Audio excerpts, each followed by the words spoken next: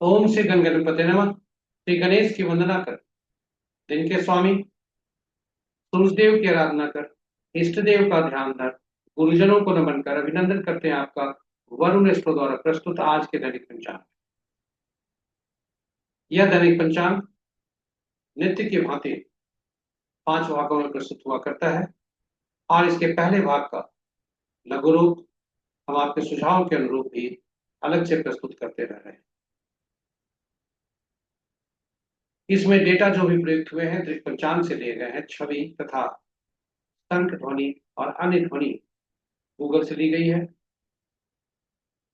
और यह प्रस्तुति YouTube के माध्यम से आपके समक्ष पहुंचाई जा रही है। कुछ तथ्य विभिन्न ग्रंथों और पत्रिकाओं को जो हमने पढ़ा है उसके अनुसार दी गई। तो चलिए दैनिक पंचांग के सूची को देखते हैं कि दैनिक पंचांग के 5 भागों में क्या क्या है।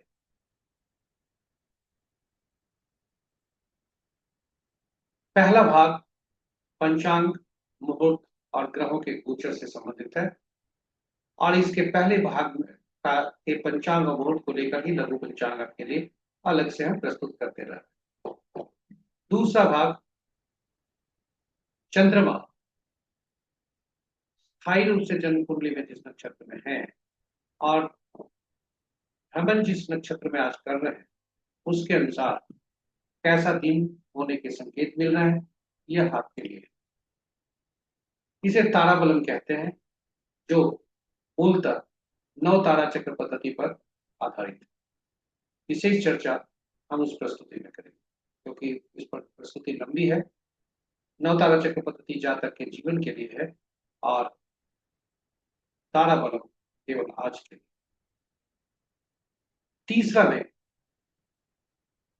चंद्रमा जन्म जन्म कुंडली में जिस राशि में स्थायी रूप से बैठे हैं, विराजे हैं और आज जिस राशि से गोचर कर रहे हैं उस दोनों के मिलान से आज कैसे दिन होने के संकेत हैं राशि के अनुसार, चंद्रमा के राशि के अनुसार।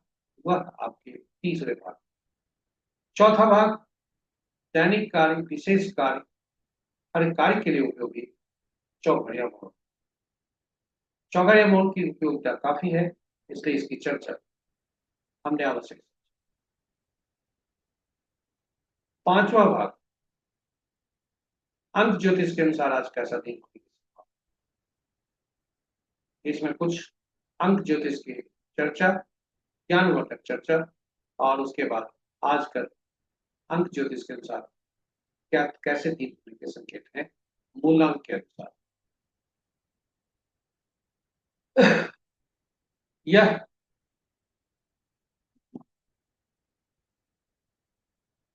प्रस्तुति आपको वरुण स्टो द्वारा प्रस्तुत किया गया। तो चलिए दैनिक पंचांग की तरफ चलते हैं और चूंकि 5 भागों में है इसलिए आपसे अनुरोध है कि आप हमारे साथ बने रहिए अंत तक ताकि हर जो प्रस्तुति है उसका ज्ञानार्जन के साथ साथ लाभ भी उठा सके और इसका उपयोग भी आप अपने दैनिक जीवन में कर सके। तो चलते हैं पंचांग की तरफ और सबसे पहले पंचांग की पढ़ी के बारे में कुछ चर्चा करते हैं कि पंचांग की उपयोगिता हमारे जीवन में क्या है।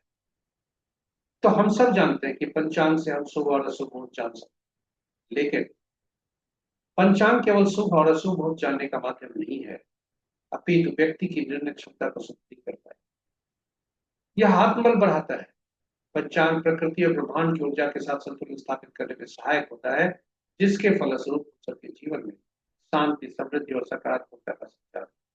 अर्थात पंचांग का अनुसरण करके हम अपने जीवन को अधिक सफल और समृद्ध बना सकते हैं। तो आइए पंचांग के जीवन में हम भूमिका को देखते हुए हम सब पंचांग का अनुसरण करें और पंचांग का अनुसरण करके अपने जीवन में शांति, समृद्धि और सकारात्मकता का संचार सुनिश्चित करते हुए जीवन को अधिक सफल और समृद्ध बनाएं। साथ ही साथ साझा करें अपने मित्रों, परिजनों और शुभेच्छुओं के संग ताकि वे भी पंचांग का अनुसरण करके अपने जीवन में शांति, समृद्धि और सकारात्मकता का संचार सुनिश्चित करते हुए अपने जीवन को अधिक सफल और समृद्ध बना सकें।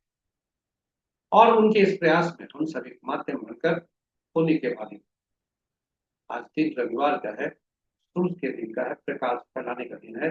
इसे अपने हाथ को रोके नहीं, साझा जरूर करें। तो चलिए ज्ञान का प्रकाश को आगे बढ़ाते हुए पंचांग के पहले भाग में, दैनिक पंचांग के पहले भाग में आपका स्वागत। आज का दिनांक 17 अगस्त 2025, माह भाद्रपद, पक्ष कृष्ण, शाखा संवत 1947 विश्व विक्रम संवत 2082 कलायुग और कल युग का 5 आज का सूर्योदय 5:24 पर, सूर्यास्त 6:23। Sunrise at 5:24 AM, sunset at 6:23। आज का दिशा शुभ पश्चिम है, फिर भी इस दिशा में यात्रा करने को बाध्यता हुई तो घी या दलिया का सेवन कर यात्रा करें। पंचांग के 5वां अंक, वार रविवार, तिथि रात्रि के 7:24 तक नवमी जो रीता तिथि के अंतर्गत आता है, तो उसके बाद 10वीं जो पूर्णा तिथि के अंतर्गत आता है। नक्षत्र कल भोर में 3:17 तक रोहिणी, उसके बाद मृगशिरा। योग देर रात्रि 1:40 तक व्याघात, उसके बाद हसन और करण प्रातः 8:28 तक पैतिल, तत्पश्चात 7:24 रात्रि तक गर्भ और उसके बाद वनिज। तो ये रहे हमारे पंचांग के 5वां अंक। अब हम आपको ले चलते हैं महत्वपूर्ण शुभ और अशुभ मुहूर्त में। इसके पूर्व के महत्वपूर्ण मुहूर्त में हम चले, भोलेनाथ को नमन करते हुए। जय भोलेनाथ। देखते हैं कि भोलेनाथ का ओम नमः शिवाय। ओम नमः शिवाय। आज जब तक नौमी तिथि है, भोलेनाथ सभा स्थल पर है, जो कि शुभ नहीं है। उसके बाद 10वीं तिथि जो क्रिया स्थल पर है, दोनों शुभ नहीं। तो जय भोलेनाथ। ओम नमः शिवाय। महत्वपूर्ण मुहूर्त में, के शुभ मुहूर्त में अभिजीत मुहूर्त दिन के 11:27 से 12:19 तक, अमृत काल देर रात्रि मध्य रात्रि है 0:16 से 1:47 तक, विजय मुहूर्त अपराह्न 2:03 से 2:56 तक, गोधूली बेला संध्या 6:23 से 6:45 तक और निशिता मुहूर्त देर रात्रि 11:32 से मध्य रात्रि 0:16। रात्रि में किए जाने वाले पूजा पाठ, जब तक साधना, तंत्र मंत्र आदि के लिए निशिता मुहूर्त श्रेष्ठ हुआ कर। अशुभ मुहूर्त में सबसे प्रभावी अशुभ मुहूर्त राहु काल अपराह्न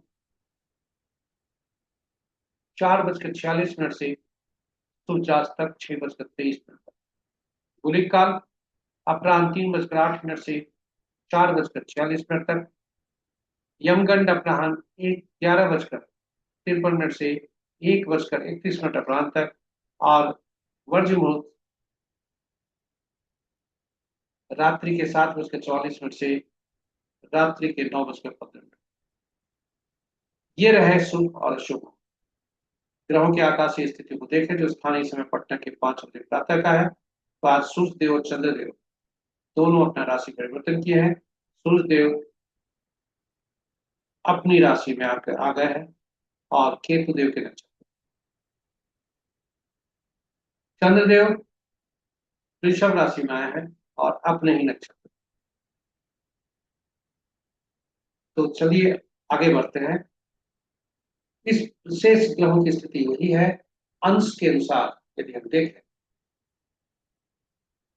तो सूर्य देव बाल्यावस्था में है, क्योंकि कमजोर है, और शुक्र देव वृद्धावस्था की ओर निकल पड़े, शेष ग्रह मजबूत अवस्था में। इस प्रकार मित्र राशि में 2 ग्रह, शत्रु राशि में 4 ग्रह, सम राशि में 2 ग्रह और अपनी ही राशि में सूर्य देव 1 ग्रह। राशियों के अनुसार यदि देखें तो सूर्य की राशि में 2 ग्रह और बुध की राशि में 3 ग्रह हैं। मंगल की राशि में कोई ग्रह नहीं है, शेष ग्रहों की राशि में एक एक ग्रह।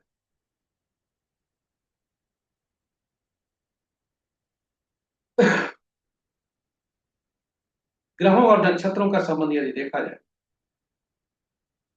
तो मित्र नक्षत्र में दो ग्रह, शत्रु नक्षत्र में तीन ग्रह, सम नक्षत्र में एक ग्रह और अपने नक्षत्र में तीन ग्रह हैं, जो क्रमशः बृहस्पति देव, सूर्य देव और शनि देव।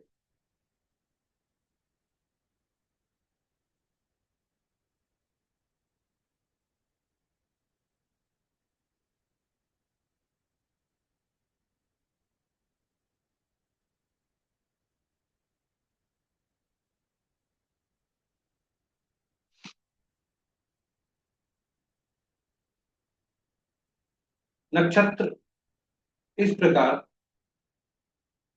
बृहस्पति देव तथा के नक्षत्र में तीन ग्रह, शनि देव के नक्षत्र में दो ग्रह और चंद्र देव के नक्षत्र में दो ग्रह। केतु, सूर्य,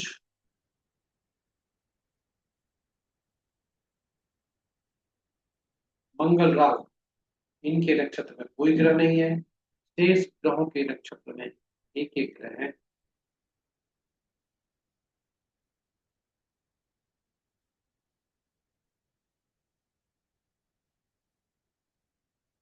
और बुध के नक्षत्र में भी कोई ग्रह नहीं। तो ये रहे ग्रहों का की स्थिति। आज का पूरे माह का, अगस्त माह का गोचर की स्थिति देखें तो सूर्यदेव 17 अगस्त को यानी आज रात, पिछले रात्रि में 2 बजे राशि परिवर्तन किए हैं। बुध देव 30 तारीख को राशि परिवर्तन करेंगे और शुक्र देव 31 तारीख को राशि परिवर्तन करेंगे। चंद्रदेव 22 तारीख से 25 तारीख तक इस माह में अस्त रहेंगे और शनि देव इस पूरे माह में वक्री रहेंगे। तो ये रहा हमारा आज का पंचांग। अब आपको हमको ले चलते हैं अपने दूसरे भाग में। दूसरा भाग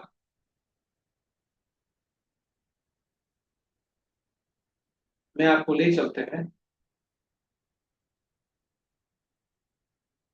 स्वागत है आपको दूसरे भाग में, जो चंद्रमा जिस नक्षत्र में जन्म कुंडली में है स्थायी रूप से और आज गोचर कर रहे हैं, उसके अनुसार कैसा फल होने की संभावना। चंद्रमा जिस राशि में नक्षत्र में गोचर कर रहे हैं वह ताराबलम के हॉरिजॉन्टल में लिखा गया है और ताराबलम के वर्टिकल में चंद्रमा स्थायी रूप से जिस नक्षत्र में है वह रखा गया है। इस प्रकार दोनों का मिलान किया जाता है, इसे ताराबलम कहते हैं। यह मूल रूप से नौ तारा चक्र पद्धति पर आधारित है, जिसके अनुसार हम कौन सी दशा महादशा जातक का शुभ परिणाम देगा, कौन सी पीड़ा देगी या चुनौती देगा। जन्म कुंडली में ग्रहों की स्थिति, वास्तविक स्थिति क्या है, वह नवतारा चक्र पद्धति से हम जान सकते हैं। साथ ही साथ जीवन में हमसे मिलने वाले, जुड़ने वाले विभिन्न लोग, घर से, रिश्तेदार से, परिवार से, समाज से, गांव से, कार्यस्थल पर आदि आदि, ये सभी जो लोग हमसे मिलेंगे या जिनके साथ हम पार्टनरशिप कर रहे हैं, वे हमारे लिए कितना शुभकारी हो या हम उनके लिए कितने शुभकारी हो सकते, यह नवतारा चक्र पद्धति से निकल सकता है। चलिए संक्षेप में यह बातें हुई, विस्तार से हम चर्चा थोड़ी कर लेते हैं हल्का सा, क्योंकि इस पर अलग से प्रस्तुति हमने यूट्यूब पर रखा है। आप उसे संदर्भित कर ज्ञान लाभ कर इसे उपयोगी बना सकते, यह आपके लिए कारगर सकते। तो जन्म पत्रिका में चंद्रमा जिस नक्षत्र में है उनके नक्षत्र को हम पहले पकड़। ग्रहों के मन नक्षत्र होते हैं और नक्षत्र ग्रह के फल देते, ग्रह अपना फल नहीं देते। इसलिए नवतारा चक्र पद्धति का उद्भेदन और नवतारा चक्र पद्धति के अनुसार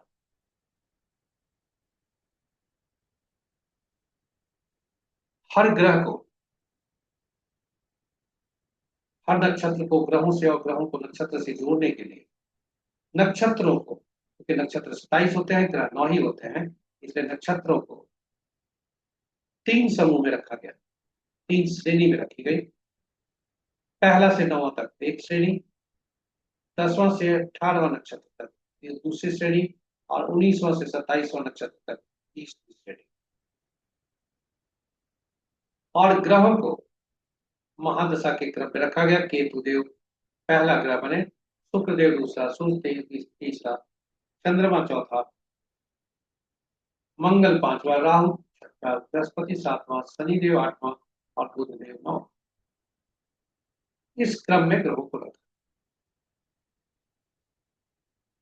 और उसके बाद नक्षत्र 27 को 3 ग्रुप में रखे, 3 श्रेणी में हम रखे थे, ये आपने देखा। हर श्रेणी में से पहला जो नक्षत्र हुआ, यानी पहले श्रेणी में से पहला, दूसरे श्रेणी में से 10वां, तीसरे श्रेणी में से 19वां, ये नक्षत्र का स्वामित्व केतु देव को। और इसी प्रकार दूसरा 11वां तथा 20वां नक्षत्र का स्वामित्व शुक्र देव को जाता है। सूर्य देव को तीसरा, 12वां और 21वां नक्षत्र का स्वामित्व हो गया। और इसी क्रम में आगे बढ़ते हुए 9, 18वां, 27वां नक्षत्र का स्वामित्व बुध देव को गया। अब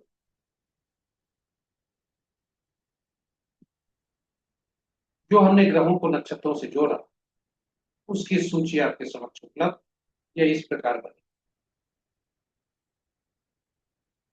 यानी केतु अश्विनी, माघा तथा मूला नक्षत्र के स्वामी बने। भरणी, पूर्वा फाल्गुनी और पूर्वाषाढ़ा के स्वामी शुक्र को दिया गया। अब फलित कैसे करते हैं यह महत्वपूर्ण है, क्योंकि नक्षत्रों को ग्रहों से क्रमवार सूची के अनुसार रख दिया गया। इसे सहेज कर रखें, यह आपके लिए बहुत उपयोगी है।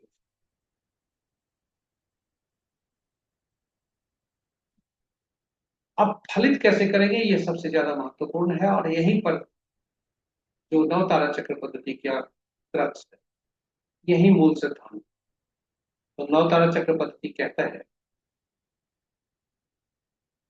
कि चंद्रमा जिस नक्षत्र में जन्म पत्रिका में है, उनके स्वामी को पकड़े और गणना वहीं से करें।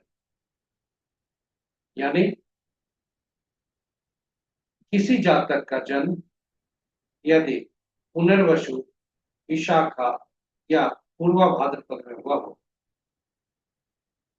तो उस जातक के लिए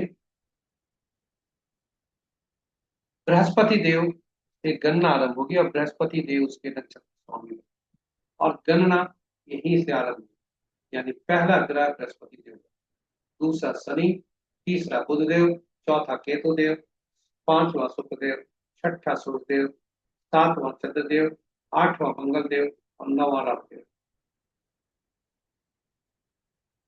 इस प्रकार सूची बनती। अब फलित में बहुत ज्यादा महत्वपूर्ण है कि पहला जो ग्रह होता है, यानी बृहस्पति देव, ये मिश्रित फल देंगे। दूसरा, चौथा, छठा, आठवां, 9वां ये शुभकारी हो सकते हैं, ज्यादा संभावना है शुभकारी का। दूसरा, चौथा, छठा, आठवां, 9वां। और पहला, तीसरा, पांचवा और 7वां ग्रह ये अशुभता दे सकते हैं, पीड़ा दे सकते हैं, इसलिए अति पीड़ा तक दे सकते हैं। इसलिए यह बात याद रखनी है कि पहला, तीसरा, पांचवा, 7वां जो ग्रह होंगे नक्षत्र के, ग्रह के नक्षत्र जो हुए वे पीड़ादायक। अब आप ही बताएं, यदि हमें पता चल गया कि हमें कौन कौन ग्रह, उदाहरण स्वरूप राहु में बृहस्पति के नक्षत्र में जन्मे जातक के बुधदेव, शुक्रदेव और चंद्रदेव पीड़ादायक हो सकते हैं, क्योंकि वे एक पहला, तीसरा, पांचवा और 7वां ग्रह बनते हैं।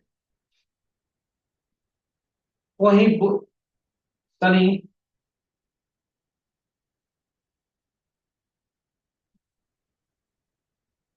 शुक्र, चंद्रमा और शुक्र और मंगल,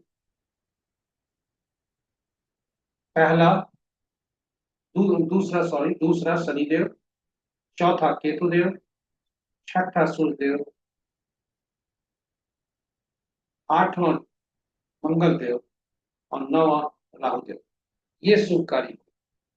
अब यदि हम पहले से जान गए कि कौन कौन ग्रह हमारे लिए शुभकारी हैं, कौन कौन ग्रह हमारे लिए अशुभकारी, तो क्या कौन सी दशा का फल शुभ होगा, कौन सा महादशा का फल अशुभ होगा, यह हम जान सकते हैं ना। तो हम यह भी जान सकते हैं कि कहाँ पर हमें सावधानी रखनी है, क्योंकि अग्नि में यदि सूचना मिल जाए कि ये ग्रह हमारे लिए शुभकारी नहीं होंगे, तो हमें चैलेंज, जो चुनौती है, उसको सामना करने के लिए शक्ति मिल सकती है और वह भी कम पीड़ा है। तो नौ तारा चक्र पद्धति से हम शुभ अशुभ ग्रहों का दशा महादशा फल देखकर शुभ कार्य का निष्पादन, शुभ का अवधि में, शुभ दशा में, शुभ ग्रहों की दशा में और अशुभ ग्रहों की दशा में अपने आप को मानसिक रूप से जोखिम नहीं उठाने के लिए तैयार कर, मानसिक रूप से तैयार रहते हैं चुनौती को सामना कर, इससे कम पीड़ादायक। उसके बाद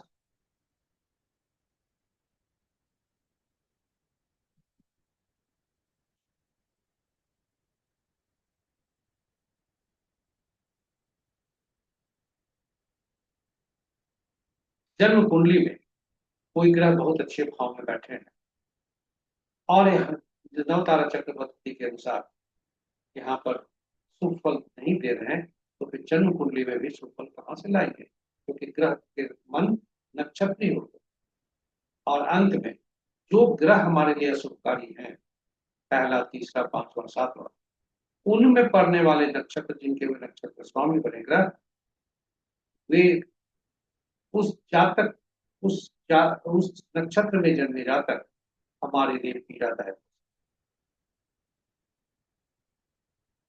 चाहे वे किसी प्रकार से हमारे संबंध से जुड़े, लेकिन समस्याएं आ सकती। तो हम अग्रिम रूप से अपने आप को तैयार करें ताकि हमें कोई आगे चलकर बाधा न हो, परेशानी नहीं।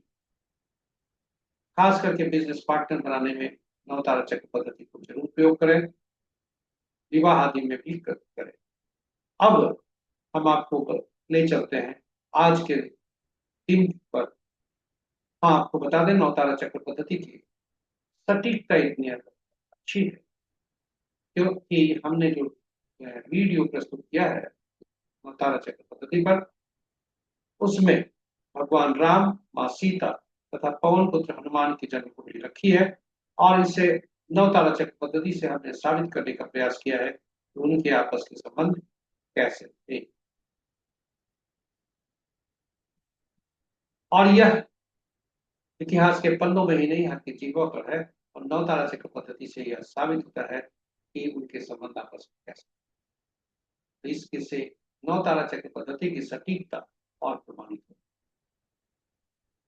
तो अब चलते हैं जन्म पत्रिका में चंद्रमा जिस नक्षत्र में है और आज गोचर कर रहे हैं, उसके अनुसार कैसा फल होने की संभावना। तो चंद्रमा आज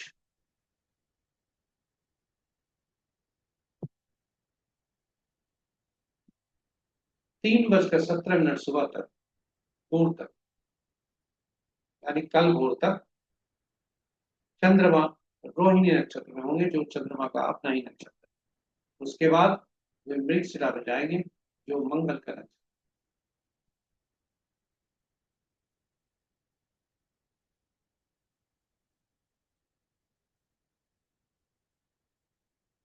और आप इसको देखें, 3:17 पर चंद्रमा मृगशिरा नक्षत्र में जाएंगे, उसके बाद उसके पूर्व रोहिणी में रहेंगे। और यदि हम देखते हैं भरणी, पूर्वा, फाल्गुनी और पूर्वाषाढ़ा नक्षत्र में जन्मे जातक के लिए, तो पहला भाग जब रोहिणी में खसता है, श्रवण नक्षत्र में जातक, तो यह तीसरा ग्रह बनता है उनसे, जो कि विपद का कारक। वही पांच, चौथा ग्रह बनता है क्षेम, जो कि शुभकारी होता है। तो इस भी प्रकार हम हर नक्षत्र का फल देख सकते हैं। उदाहरण स्वरूप पुनर्वसु का भी है। पुनर्वसु और विशाखा पूर्वा फाल भाद्रपद नक्षत्र में जन्मे जातक के लिए पहली अवधि जो है आज के 3:17 तक वे उनका फल नैधन्य है, और उसके बाद मित्र का संबंध है, मित्र फल है। इस प्रकार हम सभी के फल को देख सकते हैं। और आप अपना अपने सगे परिवार का, मित्रों का आदि का भी नौ तारा चक्र पद्धति से और तारा बलम से आप देख सकते हैं। तारा बलम से केवल आज का देखा जाएगा, और नौ तारा चक्र पद्धति से जीवन पर्यंत। तो इस तरह यह प्रस्तुति यहाँ पर समाप्त होने के पहले हम आपको बता दें कि आज का दिन यदि आपका जन्म विपद प्रत्यरी और नैथनी कहीं भी पड़ रहा हो, तो जो भी आज का दिन पड़ रहा है, कुछ क्षण के लिए जो भी, या कुछ घंटे के लिए, तो उसे परित्याग करना चाहिए, टाल मटोल नहीं करनी चाहिए, क्योंकि वह तारा बलन चक्र पर आधारित है और वह फलित दिन, इग्नोर नहीं करना है। और आज का शुभ मुहूर्त यदि जन्म विपत्त और प्रत्यय या नथनी में है, तो आज के उस समय को टालें, ताकि आपके कार्य में शुभता बरकरार है। उदाहरण स्वरूप किसी व्यक्ति का विपत्त में आज पड़ रहा है और वो कोई व्यापार करना चाहता है, तो उसे नहीं करना चाहिए, आज का अवॉइड करना चाहिए।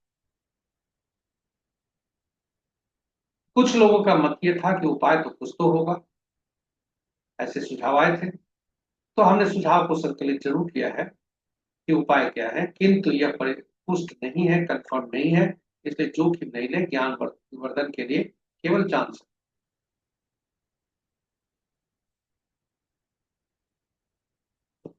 तारा आज का जन्म में है तो पीला कद्दू पत्ते वाली सब्जी का दान, विपत में है तो गुड़ का दान, प्रत्यरी में है तो नमक का दान, और नैधन्य है तो प्याज गुड़ को त्यागें, मजबूरी हुई तो तिल सहित स्वर्ण का दान करें।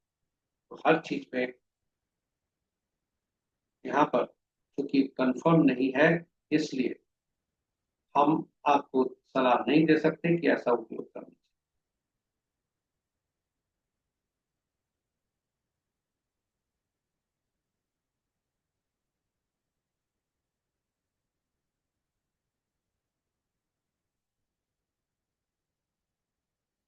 अब आपको हम ले चलते हैं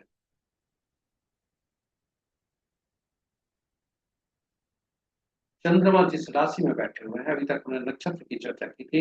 चंद्रमा जिस राशि में बैठे हुए हैं स्थायी रूप से जन्म कुंडली में, और आज गोचर जो कर रहे हैं उसके अनुसार आज कैसा फल। तो चंद्रमा का आज राशि परिवर्तन नहीं है और वे वृषभ राशि में भ्रमण कर रहे हैं।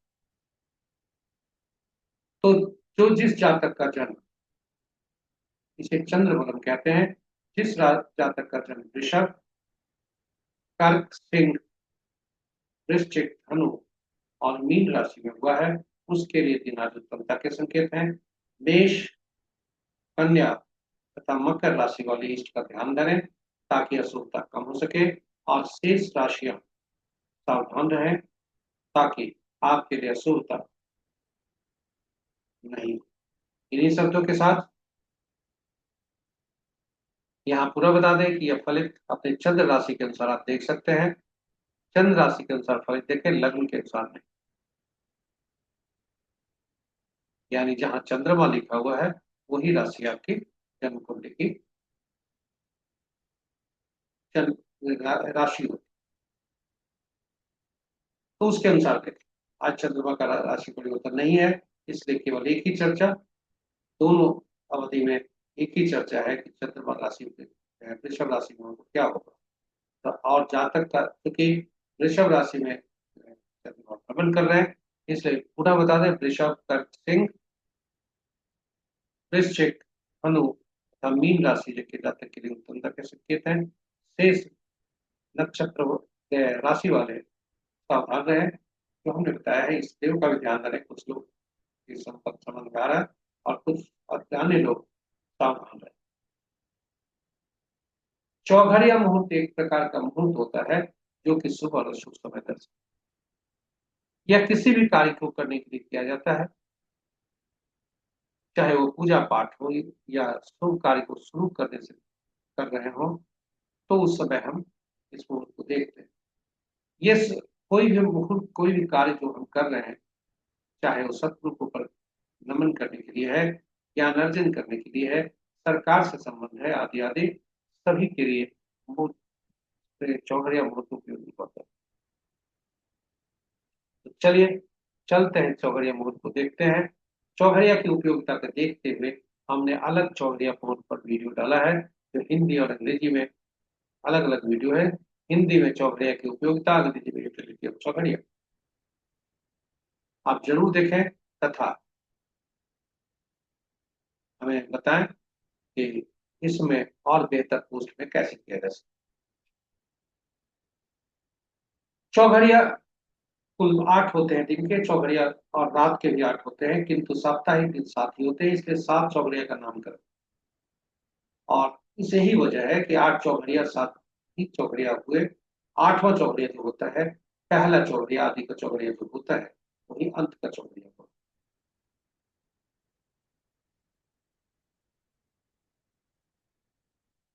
तो इस प्रकार सभी 7 चौघड़िया 7 दिनों से संबंधित हो गए उनके, और ये 7 दिन के स्वामी अलग अलग 7 ग्रह हैं, और ये ग्रह विशेष कार्य, विशेष उद्देश्य के लिए, विशेष प्रयोजन के लिए उपयुक्त हुआ करते हैं। इसलिए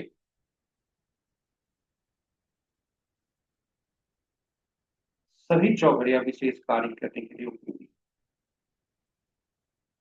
तो ये रही बात का सभी चौघड़िया का उपयोगिता है। और चौघड़िया को देखते समय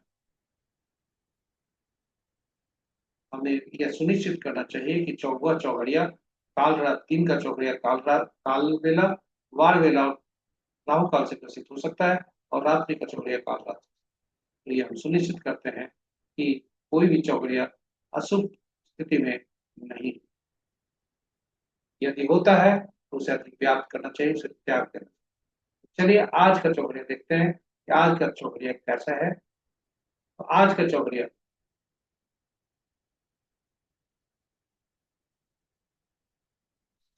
सूर्य का दिन है, रविवार का दिन है, उद्वेग चौघड़िया से आरंभ हो रहा है, उद्वेग चौघड़िया से दिन समाप्त हो रहा है। ये सूर्य से संबंधित, और उद्वेग चौघड़िया सरकारी काम करने के लिए उपयुक्त होता है। वारवेला, कालवेला और राहु काल से ग्रसित है। अमृत चौघड़िया वारवेला से, काल चौघड़िया कालवेला से, और द्विज चौघड़िया शाम संध्या का राहु काल से ग्रसित। वहीं रात्रि के 1:16 से 2:39 तक बुध का लाभ चौघड़िया काल रात्रि से ग्रसित।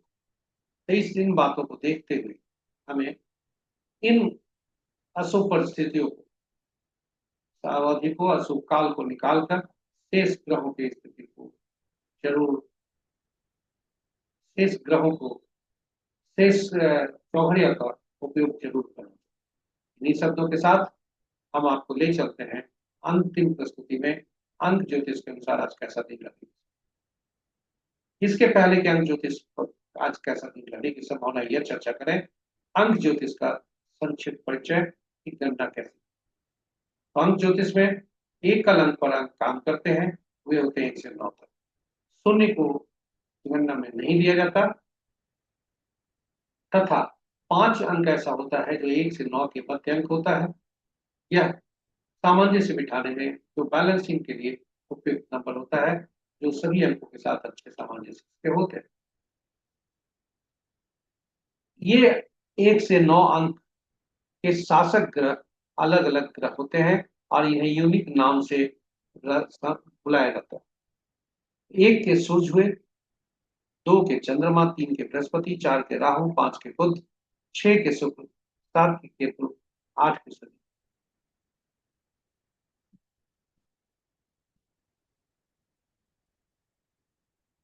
इन्हें ग्रहों अंकों के साम्राज्य में 1 को राजा, 2 को रानी या रानी, 3 को गुरु, 4 को शरारती तत्व, 5वां को राजकुमार, छठा को मंत्री, सातवां को धर्मगुरु, आठवां को अधीनस्थ कर्मचारी या अपने से नीचे तबके के लोग तथा जुडिशरी।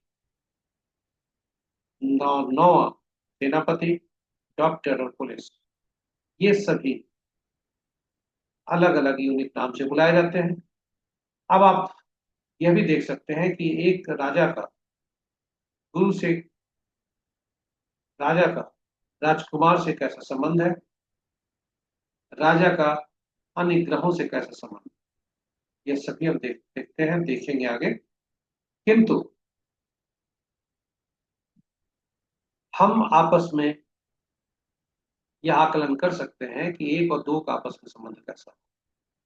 यानी राजा और रानी का संबंध मित्रता का, वहीं रानी का या रानी राजा का बृहस्पति के साथ, राहु के साथ, बुध के साथ और शनि देव तथा मंगल के साथ।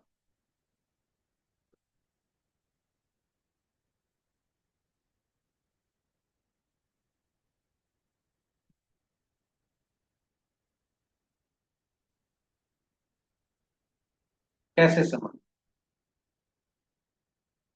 तो राजा का सभी के साथ संबंध अच्छा होता है, केवल शनि देव अधीनस्थ जो होते हैं उनसे संबंध अच्छा नहीं।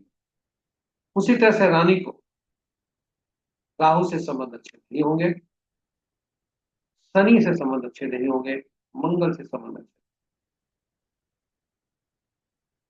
इसी तरह अंकों को मित्रता और शत्रुता देखी जाती है।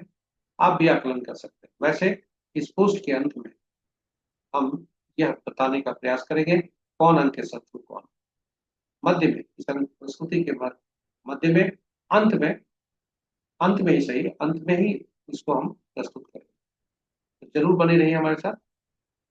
अब हमारे पास जो अंक होते हैं, एकल अंक में हम अंक ज्योतिष को काम करते हैं, लेकिन एक से ज्यादा अंकों का समूह यदि वाले अंक आएगा तो हम उन प्रयुक्त के सभी अंकों को जोड़कर एकल अंक में परिवर्तित। शब्द हमारे जीवन में आते हैं और ये शब्द निशब्द नहीं हुआ करते, इनका भी मूल्य होता है और हर अक्षर का अंकीय मूल्य। इनको अंक ज्योतिष में हम भरपूर इस्तेमाल करते हैं। पहला जो अंक हमारे जीवन में आता है वह नाम होता है और हर अक्षर का अंकीय मूल्य होते हुए होने के कारण शब्द में प्रयुक्त हुए अक्षरों को उनके अंकीय मूल्य से परिवर्तित कर सभी अंकों को जोड़कर एकल अंक में परिवर्तित करते हैं, जो कि हमारा एक अंक बनता है जिसे नामांक है, या उस शब्द का अंक बने। हो सकता है वो गाड़ी संख्या हो सकता है मकान संख्या हो, आदि आदि। तो इस प्रकार हम अंकों को आकलन करके अंकों को जो अंकों को की दुनिया में हम अंकों का ही आकलन कर सकते। तो ये आपके समक्ष प्रस्तुत है जो अल्फाबेट्स हैं उनके अंकीय मूल्य। और इस प्रकार एक उदाहरण हमने लिया है श्रद्धा का। श्रद्धा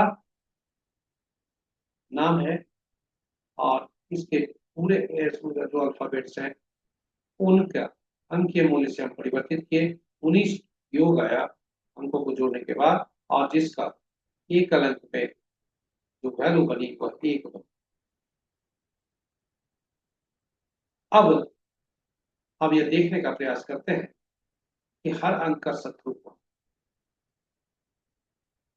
1 का 8 अंक, 2 का 4 6 8 9, 3 का 6, 4 का 8 9 4 2, 6 का 3 9, 7 का 7 9 3, 8 का 1 2 9 4 8 और 9 का 6 4 2 8 9। तो ये इनके शत्रु हैं। इसलिए इनके से संबद्ध जो अल्फाबेट्स हैं, उदाहरण स्वरूप 8 के अल्फाबेट्स नाम जो जो हैं वो एफ और पी है। इसलिए किसी भी जातक का जन्म यदि एक मूलांक में हुआ है, उनका मूलांक 1 बनता है या भाग्यांक 1 बनता है, तो उसका नामांक 8 पर नहीं होता। उनका नाम एफ और पी से स्टार्ट नहीं होना चाहिए।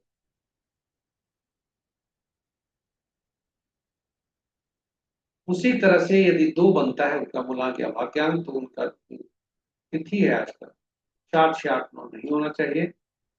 और यही क्रम में हम आगे जोड़ते चलते।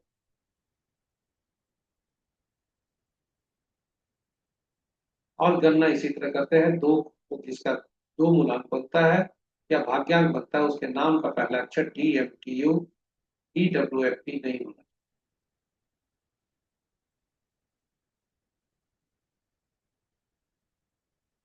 तो ये रहे हमारे, इस तरह से हम अपने ये कर सकते हैं। 5 अंक ऐसा होता है जो यूनिवर्सल अंक होता है, मोस्ट ब्लेसेड नंबर होता है, और यह सभी को नसीब। 5 अंक सेंटर का अंक होता है, और हर अंक की यहाँ पर बता दें कि दिशा भी होती है। इसलिए अंक से हम न्यूमरोबास को भी कर सकते हैं। लेकिन जब भी हम नाम को परिवर्तित करेंगे तो यह जरूर सुनिश्चित करेंगे कि उसको कभी भी, या तो पहले बार नाम किसी का नामकरण हो रहा है या नाम में परिवर्तन हो रहा है, तो अंकों का जो उसका अंकीय मूल्य हो नाम का, वह शत्रु के अंक नहीं, और उनसे संबंधित अल्फाबेट से नाम आरंभ नहीं, नहीं तो नुकसान ज्यादा होते हैं, जीवन भर कठिनाइयां रहें। तो चलिए, ये छोटी सी प्रस्तुति हुई। विशेष कभी अगले भाग में। आज अंक ज्योतिष के अनुसार कैसा दिन रहने की संभावना है, यह आपके समझ लेकर आए। आज दिनांक 17/8/2025। आज का मूलांक 8, भाग्यांक 7, दोनों में आपस में मित्रता। इसलिए 8 और 7 यदि किसी का कॉम्बिनेशन बन रहा है, उनके लिए जीवन थोड़ा आराम पर उपलब्धि कर रहा है। आज का दिन देखें यदि, तो 7 का संबंध अति मित्र किसी से नहीं।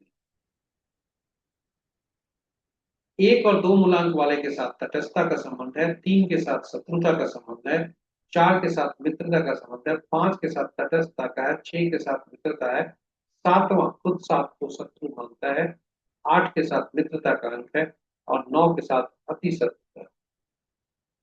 इसलिए जो जातक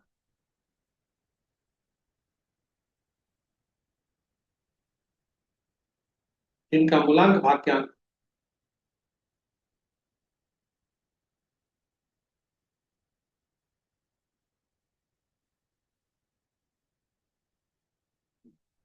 सात या आठ हो रहा हो,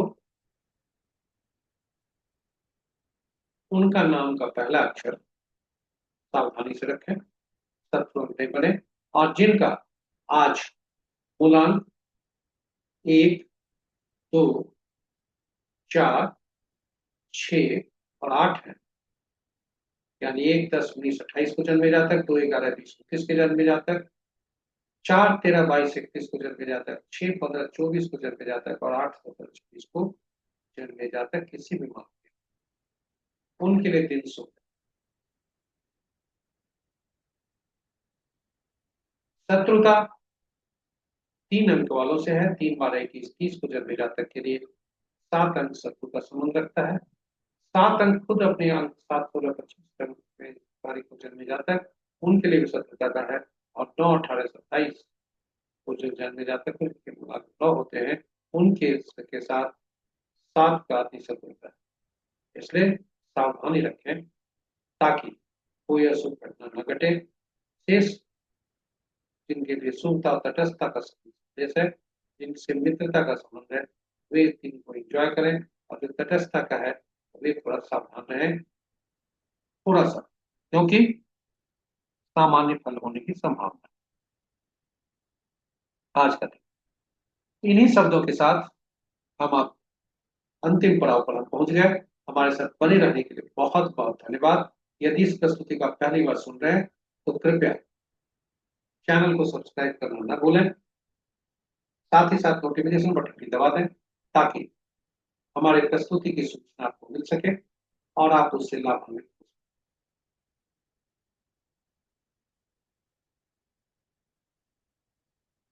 आप सबों से अनुरोध है, नए और पुराने सब्सक्राइबर से, कि इस प्रस्तुति को साझा करें अपने मित्रों, परिजनों और शुभेच्छुओं के संग, ताकि ज्ञान का प्रकाश आपके माध्यम से उन तक पहुंच सके और वे भी दैनिक पंचांग में प्रस्तुत विभिन्न तथ्यों से वाकिफ हो सकें, अनुसरण कर सकें, उपयोग कर सकें, सावधानियां बरत सकें, ताकि उनके जीवन में शुद्धता ही शुद्धता हो, अशुद्धता का नामो निशान न हो। और आप उनके इस प्रयास में आप सब, हम सब एक माध्यम बनकर उन उनको शुद्धता सुनिश्चित करते हुए पुण्य के भागी। इन्हीं शब्दों के साथ सूर्यदेव की ऐसी कृपा बनी रहे, ऐसी कामना करते हुए, ऐसी प्रार्थना करते हुए हम आपसे विदा करते हैं। जय सूर्य।